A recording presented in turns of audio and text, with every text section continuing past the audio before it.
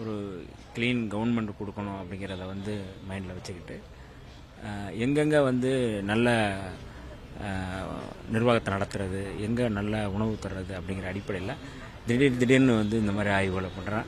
எங்களுக்கே வந்து அவர் கிளம்புறதுக்கு 10 நிமிஷத்துக்கு முன்னாடியே தெரியும்.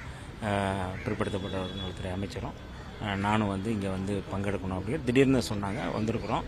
ஒரு நல்ல நிர்வாகத்தை, இந்த மாதிரியான விடுதிகளை வந்து மாணவர்கள்ட்ட ஒரு மாண்புமிகு முதல்வர் அவர்களே நேரடியாக கேட்பது என்பது இதுதான் வந்து நான் முதல் முறையாக நான் பார்க்குறேன். இந்த மாதிரி ஹாஸ்டல்ஸில் வந்து திடீர்னு விசிட் பண்ணுறது அப்படிங்கிறது மிக முக்கியமான முன்னெடுப்பாக நான் பார்க்குறேன்.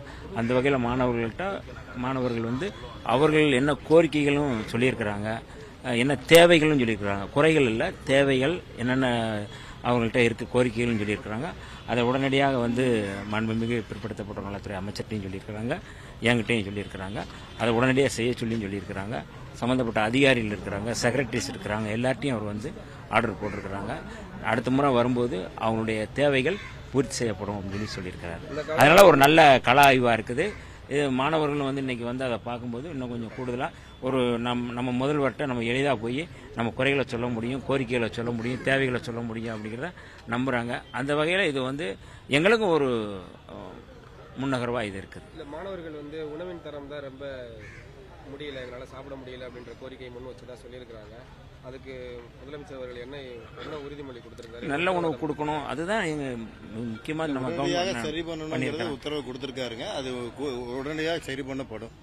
இந்த திடீர் கள ஆய்வு தொடருமா அடுத்து? ஏன்னா கடந்த வாரங்களில் குழந்தைகள் நல மருத்துவமனைக்கு போயிருக்காரு. இப்ப மாணவர்கள் விடுதி எல்லா துறையில இருக்கக்கூடிய பிரச்சனைகளை அந்த மக்களை நேரடியாக சந்திச்சு பார்க்கும் பொழுது தெரியுங்கிறது மாண்பு முதலமைச்சர் அவர்கள் களத்திலே வந்து பார்த்து கேட்கிறாரு. இது உண்மையாக தமிழகத்தில் மட்டும் இல்லை, இந்தியாவிலே ஒரு புதுமையான ஒரு விஷயம்.